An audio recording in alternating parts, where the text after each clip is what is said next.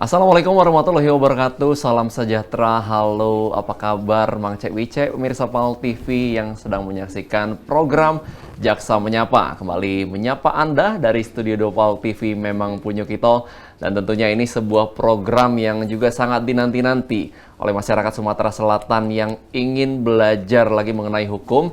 Karena di sini banyak edukasi-edukasi hukum dan juga kita akan lebih mengenal lagi dengan Korps Adiaksa yang ada di Sumatera Selatan, kejari-kejari yang bergerak di lingkup Kejaksaan Tinggi Sumatera Selatan tentang tugas, fungsi, capaian, kinerja, dan lain-lain. Dan saat ini Anda menyaksikan Jaksa Menyapa bersama saya, HGK Indi. Dan saya, Sefri Manda, yang akan menemani pemirsa PAL TV tentunya di Jaksa Menyapa, hanya di PAL TV Memang Punyo Kito.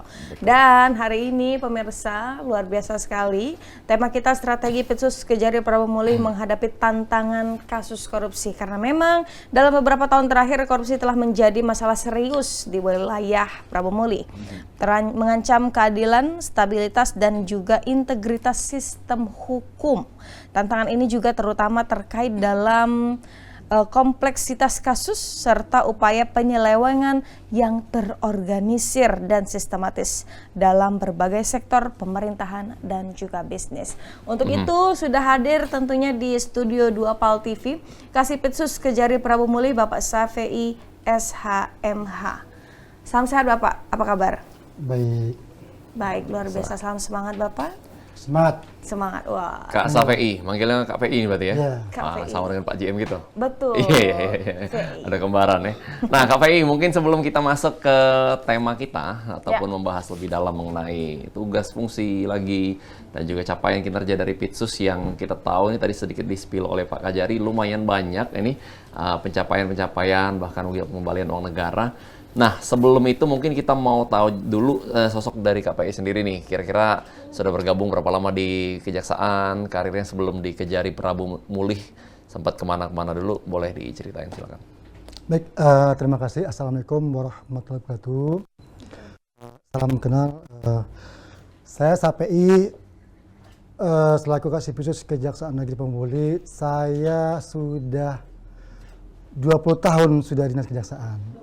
Alhamdulillah, nggak lama lagi pensiun kan.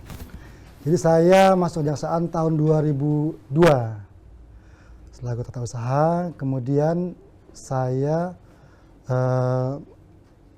menjabat sebagai jaksa tahun 2015. Kemudian saya menjabat Kasih Eselon 4 di Kejaksaan Negeri Tebo tahun 2020 sampai tahun 2023. 3 tahun 10 bulan 15 hari. Kemudian di bulan Oktober 2023 saya dapat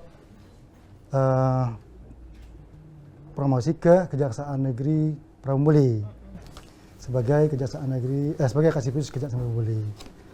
Sampai dengan sini alhamdulillah masih dalam keadaan sehat walafiat.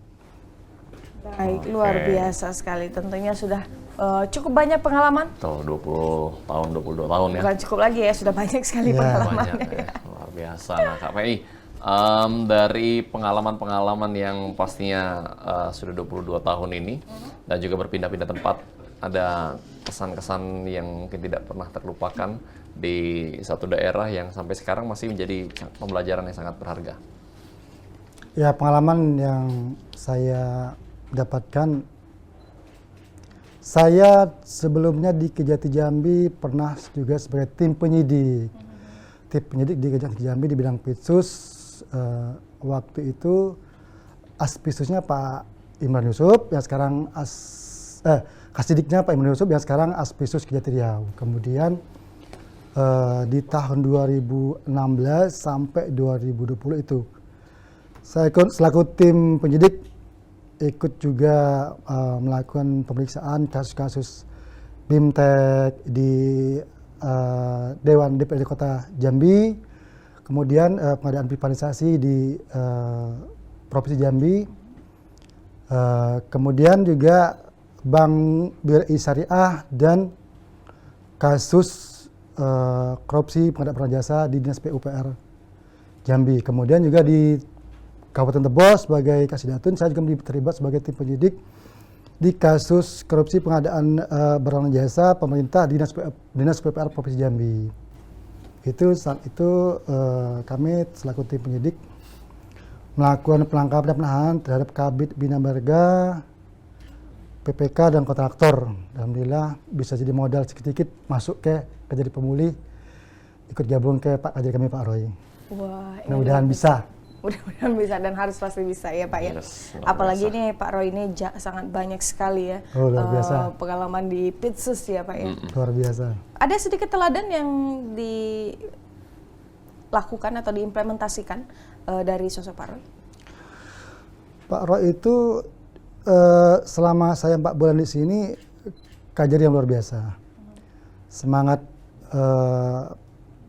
4-5-nya untuk melakukan penanganan korupsi, kemudian humanis, kekeluargaan. Selalu mengingatkan kami untuk selalu hati-hati, menjaga integritas, profesional, jangan menyalahguna kewenangan dalam hal untuk kepentingan pribadi. Luar biasa, mungkin akan kami kenang selamanya gitu. Wah, akan siap, dikenang siap, selamanya siap. ya. Belum. Akan kami sampaikan dengan Pak Roy kalau Pak PI naik gaji. Ini Nggak bisa. dengar Kak Pak Roy.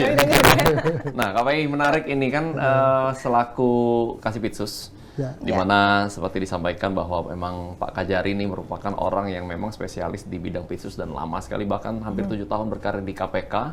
Orang yang berani, tegas, sudah terbiasa dengan kasus-kasus besar yang disorot bahkan dalam tingkat nasional. Nah, apakah ini menjadi satu motivasi dari seorang Kajari kepada Kasipitsus, atau malah ini menjadi under pressure nih dalam bekerja sebagai Kasipitsus? Ya, termasuk under pressure buat kami, under pressure untuk kebaikan, semangat untuk pemberantasan tindak pidana korupsi di wilayah hukum Kajari Prabumuli khususnya dan Indonesia secara umumnya kan. Dari pengalaman beliau juga dapat kami camkan, kami tanamkan bahwa semangat penanganan korupsi itu terus kita pedomani dari sosok beliau. Baik, ini Luar luar biasa biasa. sekali. Kita beralih ke tema kita hari ini. Yap. Strategi Pitsus Kajari Prabumuli menghadapi tantangan kasus korupsi. Tentunya kalau di beberapa tahun terakhir memang cukup santer ya kasus korupsi yang ada di Prabumuli ini. Nah, sebelumnya bagaimana gambaran umum kondisi kasus korupsi di wilayah Prabumuli saat ini? Boleh diceritakan? Gambaran kasus korupsi di wilayah hukum Kejaksaan Negeri Pamuli itu dalam hal ini wilayah hukum Kejaksaan Negeri Pamuli sampai dengan saat ini kami telah melakukan penanganan 4 perkara, 2 penyidik di tahun 2024 ini ya. 2 penyidikan dan 2 penuntutan ya sudah ya. Hal mana dari masing-masing perkara tersebut secara subjektif, secara subjek hukum pelakunya melibatkan instansi pemerintah, ya kan? Instansi pemerintah, BUMN maupun pihak swasta. Sebagai contoh, yang dikategorikan sebagai subjek hukum tindak pidana korupsi ya. Sebagai contoh, perkara penyidikan yang melibatkan bank-bank pemerintah ya, BUMN ya. Bank pemerintah dalam hal ini pejabat bank pemerintah yang menyalahgunakan kewenangan karena kelalaiannya ya, yang mengakibatkan menguntungkan dari pihak-pihak lain atas kelalaian tersebut. Kemudian dari instansi pemerintah sendiri, dari kepala dinas di Kota Pamuli itu sendiri dalam perkara SPP fiktif ya, SPP fiktif yang secara langsung menguntungkan dia sendiri ya. Nah kemudian perkara pengelapan dalam jabatan yang melibatkan eselon 4 di instansi Kota Prabumuli, yang mana perkara tersebut saat ini sudah masuk tahap penuntutan di sidang pengadilan ya. Terkait dengan penyalahgunaan kewenangan itu kita kenakan ke pasal 2 dan pasal 3 ya. Terkait dengan pengelapan jabatan itu kita kenakan juga pasal 8, 9, dan 12B Undang Tipikor. Baik, dari beberapa kasus yang Bapak sebutkan tadi itu perkiraan kerugian negara berapa ya? Ya kalau kita akumulasikan ya mungkin sekitar hampir 2 miliar lah semuanya ya. Karena masih baru ya. Ya mudah-mudahan kedepannya kami lebih semangat lagi, ada lagi perkara yang lebih besar lagi gitu kan. Siap. Dan itu salah satunya adalah yang terbaru bahwa Kejari Pramuli juga menahan tersangka kasus korupsi kredit modal kerja ya Pak, Ya. yang di bank Ya. salah satu bank plat merah. Iya. Ya. Dan itu sudah melakukan penahanan. Terkait dengan penyidikan kasus korupsi fasilitasi kredit modal kerja terkait dengan pihak swasta yang melakukan upaya mengajukan kredit di bank pemerintah, saat ini sudah kami lakukan penahanan. Insya Allah dalam waktu dekat kita lakukan pemberkasan dan kemudian akan kita limpahkan ke pengadilan ya. Sampai dengan hasil pemeriksaan ahli pidana dari universitas di Modusnya apa itu Kak Pei, kalau boleh dikasih tahu? modusnya itu kalau dari kasus bank pemerintah ini si pihak swasta ini perorangan ini dia memasukkan dokumen kontrak untuk diajukan pinjaman ke bank pemerintah, ya kan? Dari kontrak yang sebenarnya itu untuk dapat dia pajak pinjaman dia edit ulang sehingga pas saat verifikasi oleh pihak dari pejabat bank pemerintah tersebut dia nggak teliti, ada semacam kelalaian lah gitu kan, sehingga atas kelalaian yang bersangkutan tersebut sehingga terjadilah proses pencairan dan mengakibatkan kerugian negara. Diuntungkan dari pihak dari swasta ini, pihak penjamin CP ini untungkan terjadilah pinjaman, kemudian menurut kami dengan kontrak fiktif tersebut ya terjadi kerugian negara. CVBT. Ya. Oke, dan direkturnya juga udah ditahan ya? Sudah tahan. Tertahan juga ya, baik, luar biasa. Apakah ini bakal mengembang lagi, bakal melakukan penahanan lagi terkait kasus ini? Masih ada yang lain, masih dicari? Terkait kasus tersebut kita lihat perkembangan ya, perkembangan dari hasil penyidikan. Andaikan itu memang ada keterlibatan dari pihak lain yang menurut kami cukup mendukung pembuktian, tidak untuk kemungkinan kami akan melakukan pengembangan. Dan ini sangat aktif sekali ya, Ya. maksudnya Pitsus Pramuli ini ya. Padahal kita tahu Pramuli kota yang tidak terlalu besar, seperti yang disampaikan tadi cuma beberapa kecamatan, tapi luar biasa Kejarinya yang tentunya dipimpin oleh Pak Roy dan Kasipitsus Pak Sapei ini sangat aktif, baru mengawali triwulan pertama di 2024 sudah melakukan penahanan penggeledahan berapa kali nih. Baik. Greget ya. Greget ya, menyala ya. Menyala ya. Menyala bangku. Dan mungkin target di 2024 ini apa sih? Target 2004 ini ya andaikan nanti ada lagi laporan-laporan masuk ke kita yang menurut kita itu bisa dibuktikan di penyidikan maupun di persidangan, kita menyala lagi. Lanjutkan lagi. Maju lagi ya. Terus semangat gitu ya. Terus semangat. Dan Mang Cek Bice, pemirsa PAL TV, kita bakal mengetahui lebih banyak mengenai capaian dan kinerja dari Pitsus. Dan juga kita tadi belum sempat juga merimain soal tugas fungsi, mungkin juga strukturalnya. Nanti kita akan tanya-tanya lagi dengan KPI. Jadi jangan kemana-mana, kami akan segera kembali.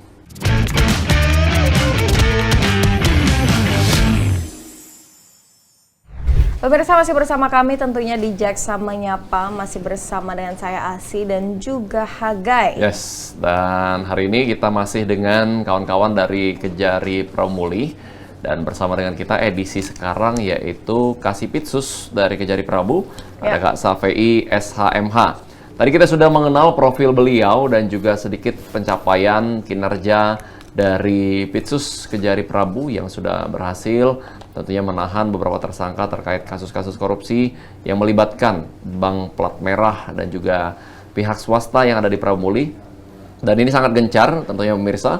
Tapi sebelum kita membahas lagi kasus-kasus yang lain, mungkin pemirsa juga pengen tahu nih yang bisa mungkin di-open.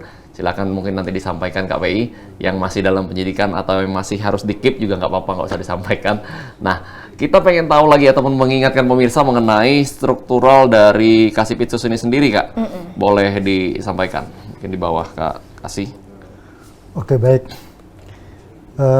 Struktural di bidang Pitsus itu sendiri ada kasubsi pendidikan dan kasubsi UEKSI ya.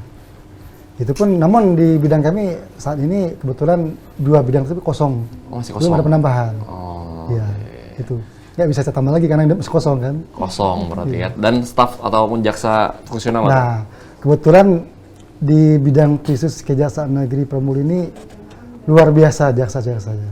Jaksa perempuan semua.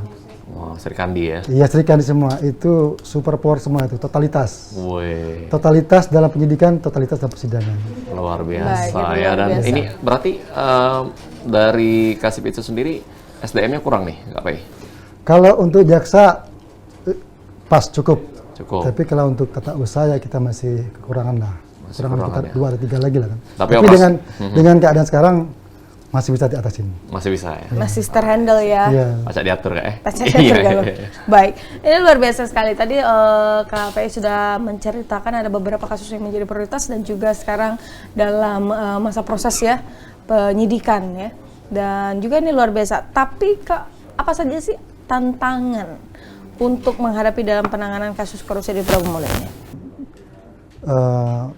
Penyidikan dalam rangka untuk pembuktian itu kita terkendala dengan susahnya alat bukti seperti keterangan saksi yang kita dapatkan untuk hadir pada waktu yang telah kita tentukan. Meskipun kita jadwalkan ulang, tetapi masih berhalangan. Oleh karenanya, jadi waktu yang kita butuhkan itu jadi mundur. Harusnya target kita sebulan cukup, tapi karena kita masih menunggu keterangan saksi yang harus kita cantumkan dalam berkas perkara, sehingga dengan kekurangan tersebut kita mengupayakan dengan alat bukti petunjuk lainnya untuk dapat memperkuat pembuktian kita. Jadi meskipun itu tantangan, tapi masih bisa kita atasin lah. Yang penting nanti pas kita dalam proses penyidikan, semaksimal mungkin bukti itu bisa kita pertanggungjawabkan di berkas penyidikan maupun di persidangan nanti. Baik, KPI. Sebelum kita masuk ke kasus-kasus lagi nih Kak, boleh mungkin disampaikan bahwa kewenangan dari pidana khusus ini apakah hanya menangani kasus korupsi atau ada di luar korupsi juga ada kewenangan di situ? Kalau kewenangan di Pisus ini sampai hari ini ya tindak pidana korupsi, HAM, kemudian TPPU, kemudian pajak, tapi kita di penuntutan ya, pajak. Terus kemudian juga kalau ini saya tambahin ya, kalau di Pidum itu ada namanya juga RJ, kalau di Pisus juga ada juga RJ. Ada Pak? Ada perkara pajak. Nah, jadi kalau perkara pajak itu kalau kita selaku penuntut umum, ada upaya RJ juga dalam hal ini apabila si tersangka itu baik dalam tahap penyidikan, penuntutan di persidangan, selagi dia mempunyai kesempatan atau mampu untuk mengembalikan uang pajak yang di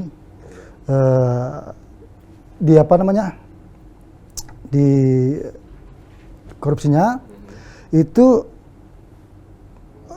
ada upaya untuk mengembalikan. Dalam hal ini kami atas persetujuan Jaksa Agung bisa menghentikan perkara penyidikan. Oh, bahkan bisa menghentikan perkaranya ya, bukan cuma mengurangi bahkan ya? Iya, menghentikan. Cuma catatannya penghentian tersebut di tahap tingkatan berbeda. Kan kalau dia menghentikan di penyidikan, ada persentasenya kan. Betul. Yang harus dia kembalikan, sampai di penyidikan itu berlipat, bahkan sampai ratusan persen gitu. Kalau dia menunda-nunda ya Kak ya? Iya. Dan itu kalau pajak ini baru dengar juga Asih, bahwa Pitsus juga bisa punya kewenangan di permasalahan pajak. Dan itu biasanya emang ke perorangan atau ke perusahaan nih Kak?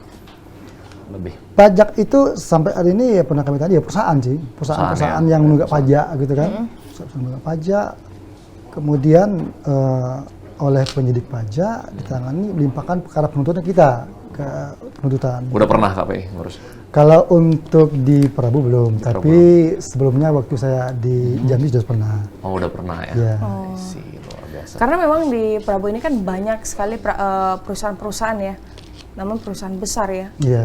Kalau terkait pajak, apakah ini tetap menjadi riskan?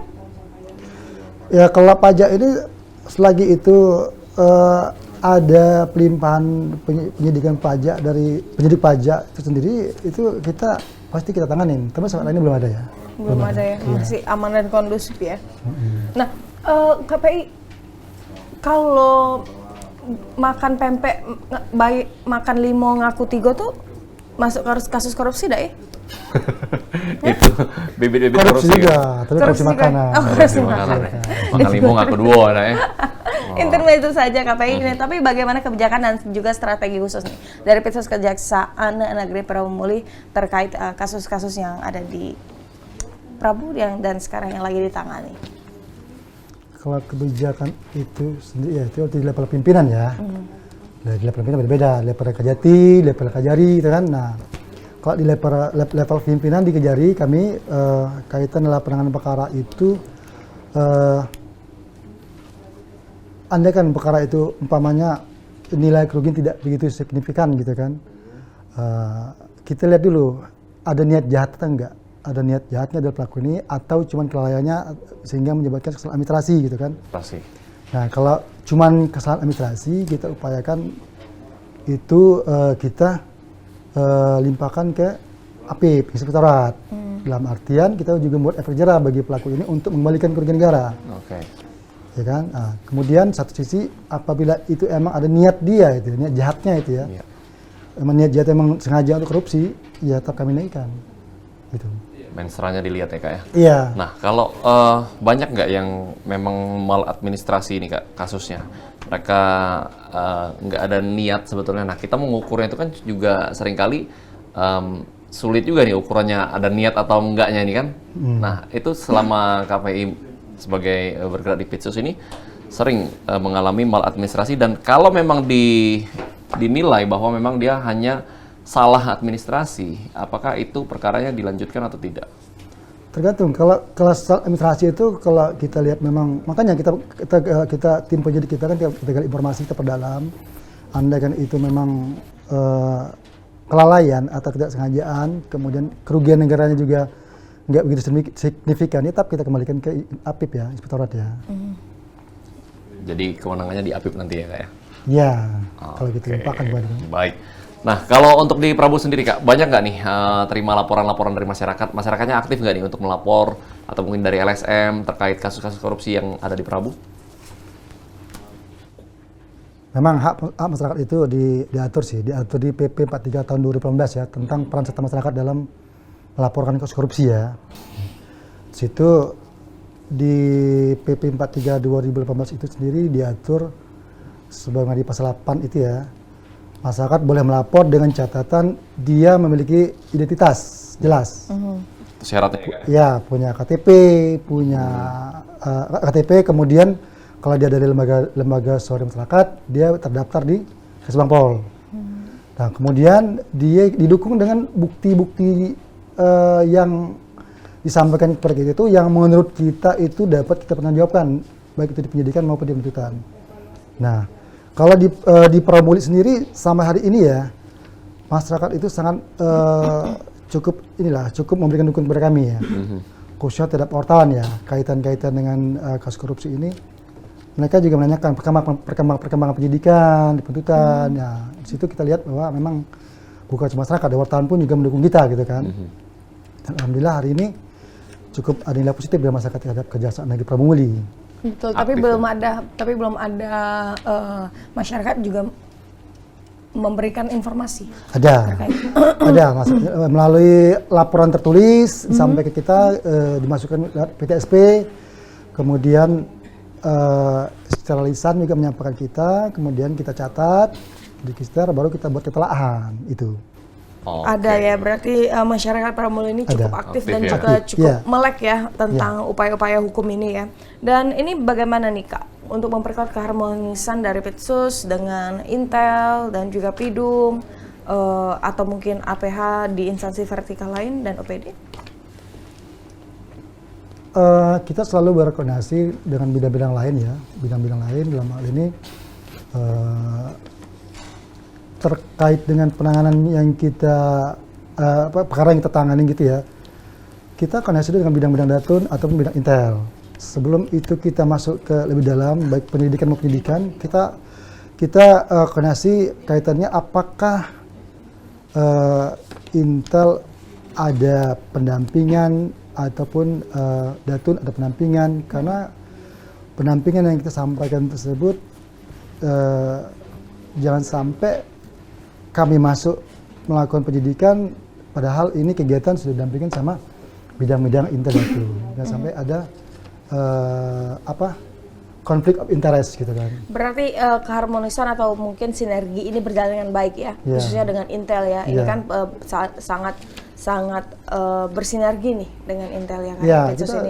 Kita kalau bidang-bidang Intel itu sangat kita butuhkan, apalagi dalam hal-hal kita melakukan pengamanan, penahanan di terhadap tersangka. Intel aktif pengamanan, kemudian aset tracing, perampasan aset kan. Intel kemudian sebagai corong dari kejaksaan. Baik, luar biasa, karena memang dengan sinergi yang baik akan menghasilkan pencapaian yang luar biasa juga ya, betul ya. Nah, pemirsa jangan kemana-mana, tetap bersama kami, tentunya kami akan kembali di Jaksa Menyapa.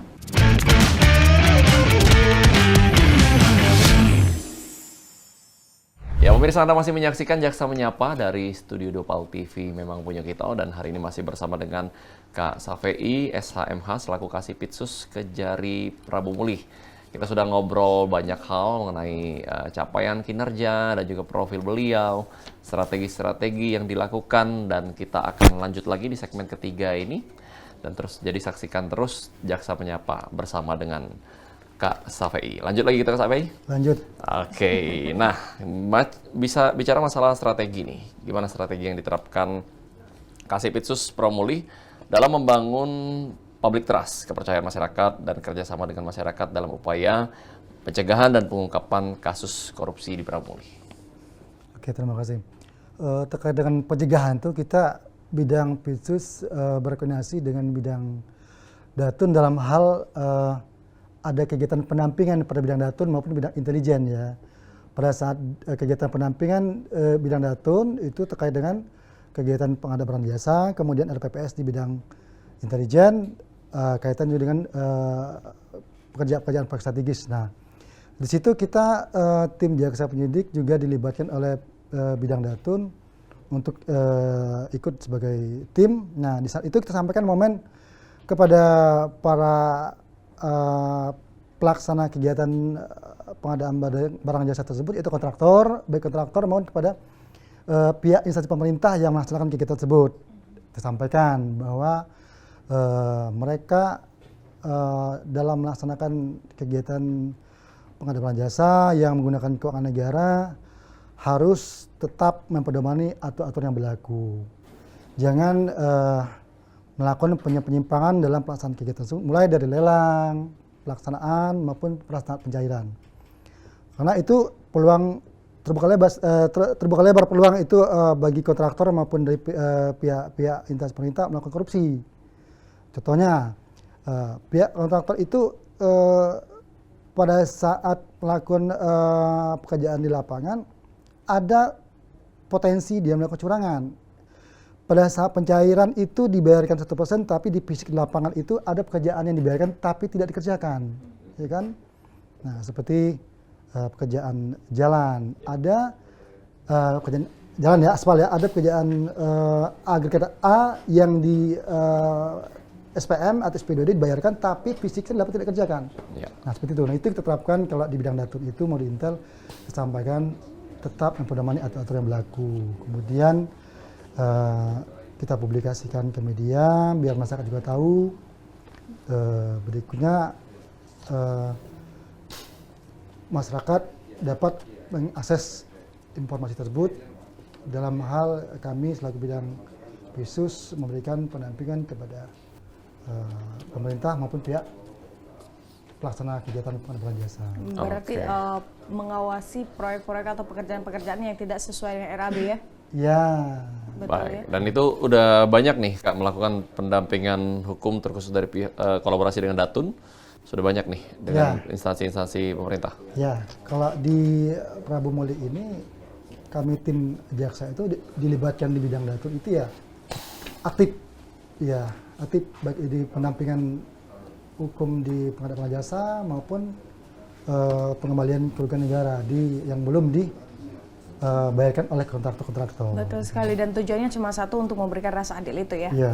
Nah, bagaimana dengan mungkin di Prabu Muli ini kan banyak sekali perusahaan-perusahaan besar yang memiliki kepentingan, orang-orang elit politik yang memiliki wewenang yang luas dan lain-lain. Apakah ada tendensius dari orang-orang itu dan bagaimana seorang Kasipitsus menanggapinya? Ya kalau kami sih ya profesional aja ya. Profesional, menjaga integritas, siapapun itu, selagi itu dia melakukan kecurangan, penyimpangan yang merugikan keuangan negara, kami tetap on the track. Selagi itu kami bimbing maupun dilindungi oleh pimpinan, kami tetap on the track sampai ke pengadilan. Siapapun. Ada nggak intervensi? Selama hari ini belum ada. Belum ada ya? Iya. Belum ada. Tapi kalau pengalaman ke belakang, sebelum saya di Pemuli, ada. Ada ya? Ada. Berbagai upaya dia untuk menggoda-goda kami gitu kan. Tapi nggak berhasil. Nggak tergoda Kak ya? Tetap sampai ke pengadilan. Siap. Nggak apa-apa Kak, cicip dikit nggak apa-apa Kak. Kan dari dikit itulah ya Kak ya. Baik, luar biasa. Pokoknya Kasipitsus tegak lurus dan terus Betul. berani. Kalau bersih nggak boleh takut ya, asih ya. Betul. Tapi berani kotor itu baik katanya Kak. Iya Kak, gimana Kak? Banyak kotor baik. Iya. Iya. Kalau kotor baik itu ya kalau hasil kerjanya memang dari kotor-kotoran, tapi halal nggak masalah. Weh, betul betul. Oh, yang penting halal jadi ya? Daripada bersih gitu kan, tato nggak halal. Oke. Oh jadi yang penting halal ya Kak? Siap. Tetapi siap. halal ya. Oh Iya. nah kok Asih lagi nunggu di halal kan? Yang- Tidak ya. Tidak. Baik, nah ini kan tentunya kalau ngomongin tentang korupsi, ini kan adalah kasus atau mungkin berita yang sangat-sangat ditunggu oleh netizen. Kan? Pasti kalau kasus korupsi itu cepat banget viralnya.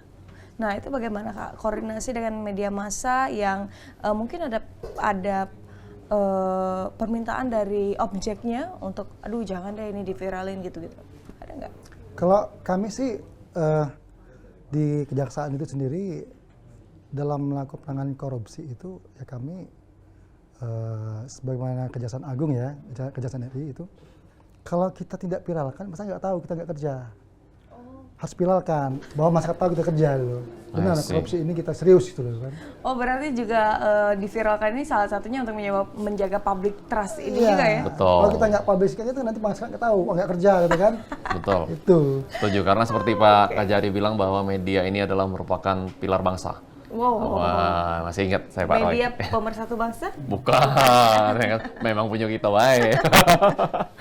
Dah, Kak Pei, bicara mengenai penanganan kasus korupsi, pastinya banyak hal yang akan terjadi, banyak faktor juga yang akan berpengaruh, dan seperti tadi juga banyak tekanan dari berbagai pihak. Nah, kalau misalnya kita bicara in case si tersangka ini yang sedang diselidiki, itu dia sakit keras. Nah, kita juga bicara mengenai penegakan hukum yang harus tegak lurus, tapi di sisi lain kita bicara mengenai jaksa yang humanis. Seperti apa sikap dari Kasipitsus dalam menangani perkara seperti itu?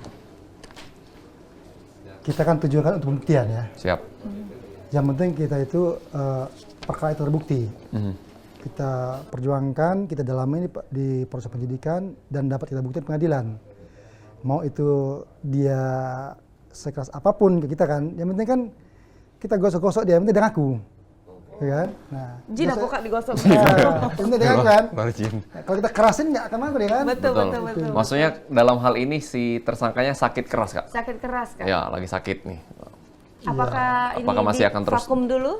Mhm. Seperti kalau sakit- caleg? Ya kalau sakit keras itu ya kita punya hati nurani juga kan. Mhm.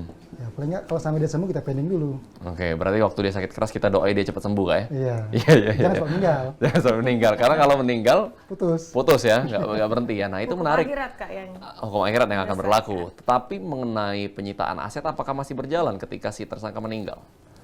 Karena masih menyebabkan kerugian negara sebelumnya kan? Masih berjalan. Masih berjalan. Ya, ada ahli warisnya kan. Melalui mekanisme datun kita lakukan. Oke. Gitu. I see. Luar biasa ya. Jadi aset negara tetap menjadi concern utama dari Pitsus. Ya. Itu pemulihan uang negara. Nah kalau sekarang itu lagi concern di kasus apa sih Kak kalau di Prabu Muli? Itu tadi yang di awal kami bilang, itu yang masih tahap penyidikan ya. Kasus korupsi pemberian fasilitas kredit modal kerja. Saat ini masih dalam tahap penyidikan, masih dalam pengumpulan alat bukti, kemudian masih melakukan pemeriksaan terhadap ahli ya, ahli pidana. Ini akan menyelesaikan kasus-kasus yang sudah bergulir ini ataukah sudah ada kasus yang menunggu nih? Insya Allah ada. Ada ke depan di 2024 ini? Iya. Ada beberapa kasus nggak? Ada, nanti lah itu, nggak boleh publis itu. Nggak boleh di-spill ya? Iya. BCIW kan. Ya karena memang ini kan namanya Apitsus ya, jadi memang bergerak senyap tiba-tiba geledah ya kan, tiba-tiba ketangkep, Ngeri OTT ya. dan lain-lain ya. Nah Kak, satu lagi pertanyaan, kalau tadi kan in case nih, kalau satu lagi misalnya tersangkanya kabur keluar kota, itu apakah memang akan terus dikejar atau seperti apa mekanismenya? Pernah ini nggak? Bahkan keluar negeri? Pernah ini nggak? Pernah lihat berita-berita di Kejaksaan Agung nggak? Di media-media persidangan Kejagung. Jadi baik itu tersangka maupun terpidana, kalau dia kabur, ke lubang semut pun dikejar. Kemanapun pasti dapat. Karena kami di Kejaksaan punya alat sadap namanya. Walaupun dia handphonenya dibawa kemanapun atau penghitungan nomor, tetap dapat. Terlacak ya? Kalau lubang semut pun dapat kan. Wih, Wow, luar biasa. Chat lah dihapus pun kenyang Jadi kan? jangan coba-coba kalau pelaku korupsi kabur. Sia-sia, cuman masalah waktu aja kan. Betul, masalah waktu aja ya. Nah, apalagi ada tabur ya? Program dari tabur, Pak Asintel ya. ya. Wah, ini yang harus diwanti-wanti ya, kayak jangan Betul. berani-berani ya kayak. Nah, bagaimana dengan ini Kak? Dengan mungkin dengan media massa kita sudah bersinergi dengan baik. Terus program-program dari pemerintahan yang sekarang itu banyak sekali program-program yang langsung in touch ke masyarakat. Nah, dan korupsi ini kan kita sudah tahu, kita sudah terbiasa dengan pencegahannya harus sejak dini, Kak. Nah, apakah ada program-program yang langsung in touch ke adik-adik dari sekolah-sekolah mengenai bahayanya untuk korupsi, hukuman-hukuman yang ada? Itu ada di bidang intelijen ya, ada di bidang intelijen maupun di bidang data. Nah, Kita bersinergi nggak? ya, untuk sinergi. masuk. Di bidang PISU juga bersinergi dengan intelijen dalam hal ada melibatkan jaksa PISUS yang dapat membantu intelijen memberikan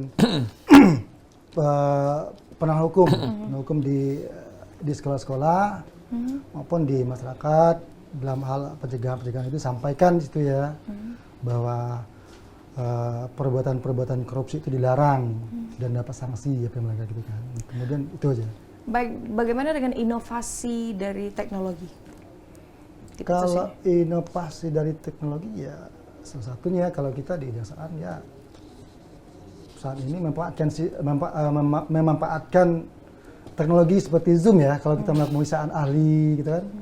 Oleh karena jarak dan waktu ya kita manfaatkan Zoom aja ya. Zoom. Adakah aplikasi-aplikasi? Kalau sekarang untuk Zoom belum. Belum. Oke, luar biasa KPI. Ya, asih kita kalau ngobrol sama KPI tidak terasa juga. Sama kayak ngobrol dengan Pak Kajari ya. Jadi tiba-tiba sudah di penghujung acara ya. Nah, jadi kita minta lagi mungkin himbauan ataupun closing statement dari Pak Kasipitsus untuk masyarakat khususnya warga Pramulih. Silakan, Kak. Oke, terima kasih. Bagi masyarakat Pramulih yang mendapatkan atau mendapat informasi terkait adanya dugaan perbuatan-perbuatan korupsi yang ada di Kota Pramulih dapat menyampaikan laporan kepada kami baik itu diantar langsung melalui PTSP maupun secara lisan kepada kami di Kejaksaan Negeri Pramulih. Kemudian terhadap para pejabat-pejabat yang saat ini dengan sadar telah melakukan perbuatan penyimpangan, ya kami harapkan untuk berubah lebih baik lagi sebelum kami tangani dan kami tahan di Kejaksaan Negeri Pramulih. Siap-siap bertemu dengan KPI ya, kalau masih macam-macam ya. Luar biasa. Terima kasih banyak KPI atas waktunya. Ya. Terima kasih banyak. Informasi dan juga edukasi hukum terkhusus mengenai pidana khusus tindak pidana korupsi yang ada di wilayah Pramulih. Betul sekali Hagai. Dengan pendekatan yang holistik dan juga program-program yang terpadu, ini Kejaksaan Negeri Pramulih bertekad tentunya pemirsa untuk memperkuat penegakan hukum, memulihkan kepercayaan publik dan juga memastikan keadilan bagi semua semua pihak yang terkena dampak kasus korupsi di wilayah hukum Prabu Muli. Wow, luar biasa, dan terus saksikan Jaksa Menyapa. Tentunya di setiap edisi ada banyak informasi dan edukasi yang sangat bermanfaat untuk para pemirsa PAL TV dimanapun berada. Tentunya cuma di PAL TV memang punya kita. Terima kasih untuk Anda yang sudah menonton edisi hari ini. Saya Hagai Kainde. Saya Sefer Imanda. Wassalamualaikum warahmatullahi wabarakatuh. Sampai jumpa.